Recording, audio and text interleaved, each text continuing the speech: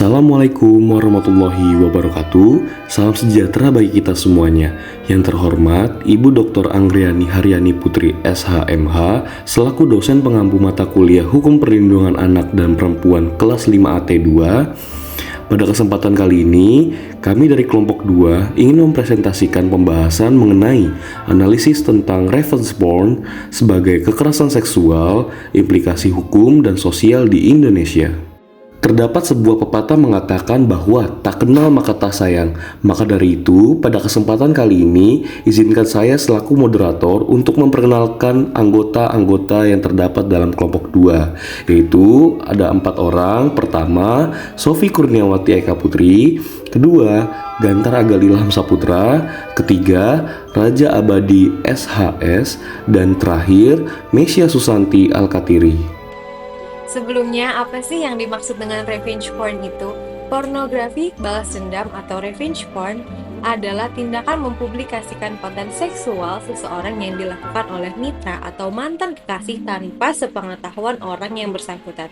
Menurut Carmen M. Cusack mendefinisikan bahwa pornografi balas dendam adalah pornografi yang diproduksi atau didistribusikan oleh mitra intim dengan maksud untuk mempermalukan atau melecehkan korban. Revenge porn atau pornografi sebagai balas dendam merupakan perbuatan pornografi dengan memanfaatkan kepemilikan materi pornografi yang diperoleh secara sah, namun disebarluaskan dengan tujuan balas dendam setelah hubungannya berakhir. Tujuan dari pelaku tidak hanya tersebarnya foto pornografi, melainkan membalaskan rasa sakit hati yang telah dialaminya. Materi selanjutnya adalah revenge porn dalam konteks sosial. Yang pertama adalah perundang-undangan yang berbeda. Banyak negara, termasuk beberapa daerah di Indonesia, mulai mengesahkan undang-undang khusus yang melarang revenge porn. Namun, implementasi dan penegakan hukum seringkali masih lemah. Yang kedua adalah bukti dan saksi. Dalam proses hukum, mengumpulkan bukti-bukti yang cukup untuk membuktikan penyebaran gambar tanpa izin bisa menjadi tantangan. Hal ini seringkali menyulitkan korban untuk mendapatkan keadilan. Selanjutnya yang ketiga adalah persepsi gender. Terdapat ketidakadilan gender dalam bagaimana revenge porn dipersepsikan. Korban yang umumnya adalah perempuan seringkali disalahkan atau dipandang negatif, sementara pelaku cenderung tidak mendapatkan konsekuensi yang setimpal. Materi berikutnya ialah revenge porn dalam konteks hukum. Yang pertama, kebijakan platform, yaitu banyak platform media sosial telah memperkenalkan kebijakan untuk menangani kasus revenge porn, seperti melarang konten tersebut dan memberikan alat untuk melaporkan.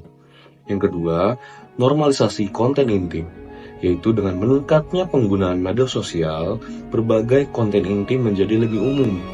Banyak orang merasa bahwa berbagi foto atau video dengan pasangan adalah hal yang biasa, tetapi ini meningkatkan resiko penyalahgunaan. Yang ketiga, dampak psikologis, yaitu korban revenge porn sering mengalami dampak psikologis yang serius, termasuk rasa malu, depresi, dan kecemasan. Stigma sosial seringkali membuat mereka ragu untuk melaporkan kejadian tersebut. Oke, kita memasuki materi pembahasan yang kedua, yaitu langkah-langkah untuk meningkatkan kesadaran mahasiswa terhadap revenge porn. Yang pertama ada edukasi dasar. Mulailah dengan edukasi dasar dengan menyampaikan definisi, jenis-jenis, dan contoh-contoh revenge porn. Kita dapat membantu mahasiswa menyadari betapa seriusnya isu ini dan pentingnya untuk melindungi diri sendiri serta orang lain dari praktik yang merugikan. Yang kedua, ada integrasi pendidikan seksual dan digital dalam kurikulum.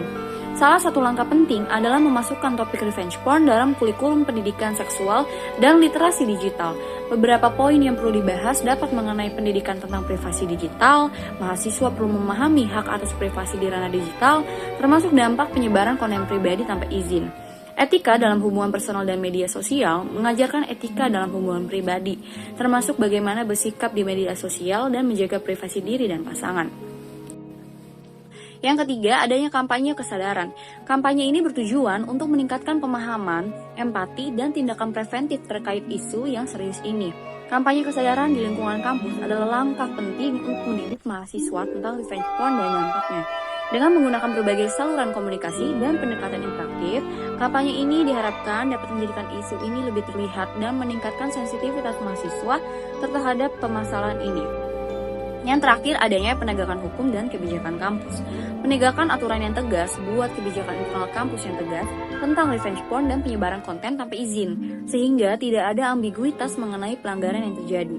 Kebijakan tersebut harus mencantumkan langkah-langkah yang akan diambil terhadap pelaku, termasuk sanksi disiplin seperti skorsing, denda, atau bahkan pemecatan dalam kasus yang serius.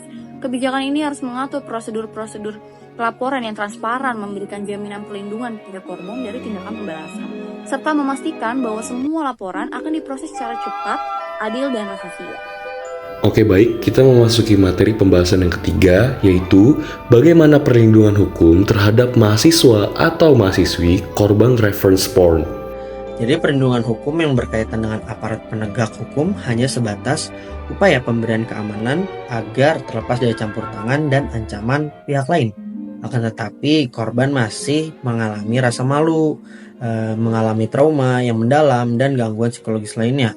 Oleh karena itu, menurut kami diperlukan perlindungan sosial dan psikologis bagi korban, seperti ketenangan dalam menghadapi sanksi sosial dan dukungan kesehatan mental untuk pemulihan. Ada 5 bentuk-bentuk perlindungan terhadap korban dampak revenge porn. Pertama, korban berhak mendapatkan ganti rugi atau restitusi. Dalam hal ini ganti rugi harus berdasarkan pada tingkat tipologi korban. Yang kedua, korban berhak mendapatkan konseling. Penderitaan yang dialami korban revenge porn dapat berakibat pada kondisi kesehatan mental yang memicu adanya fase post-traumatic stress disorder atau PTSD, sehingga korban berhak mendapatkan pendampingan dan konseling secara berkala. Yang ketiga, korban berhak mendapatkan pelayanan medis. Selain konseling, korban juga berhak mendapatkan pelayanan medis berupa terapi trauma healing, baik melalui terapi exposure therapy, cognitive behavioral therapy, eye movement desensitization and reprocessing maupun stress inoculation training. Keempat, korban berhak mendapatkan bantuan hukum sebagai bentuk implementasi dari law enforcement. Korban juga mendapatkan hak untuk kemudian dapat melakukan laporan. Yang kelima, korban berhak untuk mendapatkan pemberian informasi. Korban mempunyai hak untuk memperoleh informasi berkaitan dengan proses penyelidikan maupun pemeriksaan tindak pidana yang dialaminya. Oke, kita masuk ke materi kesimpulan. Saya di sini memberikan 2 kesimpulan pada pembahasan kali ini, yaitu pertama, dalam konteks sosial, revenge porn seringkali menargetkan perempuan dan berdampak serius pada kesehatan mental mereka, termasuk rasa malu, depresi, dan kecemasan. Stigma sosial juga membuat banyak korban ragu untuk melaporkan kejadian tersebut. Dari segi hukum, meskipun beberapa negara termasuk Indonesia mulai mengesahkan undang-undang yang melarang revenge porn, implementasi hukum masih lemah. Kesulitan dalam mengumpulkan bukti dan kurangnya pemahaman di kalangan penegak hukum menjadi tantangan besar bagi korban untuk mendapatkan keadilan. Selain itu, kebijakan platform media sosial dalam menangani konten revenge porn bervariasi dalam efektivitasnya. Kemudian, kedua, pendidikan dan kesadaran masyarakat sangat penting untuk mengurangi insiden revenge porn. Langkah-langkah seperti edukasi dasar mengenai risiko berbagi konten intim, integrasi pendidikan seksual dan digital dalam kurikulum, serta kampanye kesadaran di lingkungan kampus dapat membantu meningkatkan pemahaman tentang isu ini. Perlindungan hukum bagi korban juga harus diperkuat melalui penyediaan sistem pelaporan yang aman dan dukungan psikologis untuk pemulihan. Secara keseluruhan, revenge porn adalah masalah kompleks yang memerlukan perhatian serius dari berbagai pihak, termasuk pemerintah, lembaga pendidikan, dan masyarakat luas untuk menciptakan lingkungan yang lebih aman dan menghormati privasi individu. Sekian presentasi dari kelompok 2 yang mempresentasikan mengenai analisis tentang revenge porn sebagai kekerasan seksual, implikasi hukum dan sosial di Indonesia. Kurang lebihnya mohon maaf. Assalamualaikum warahmatullahi wabarakatuh.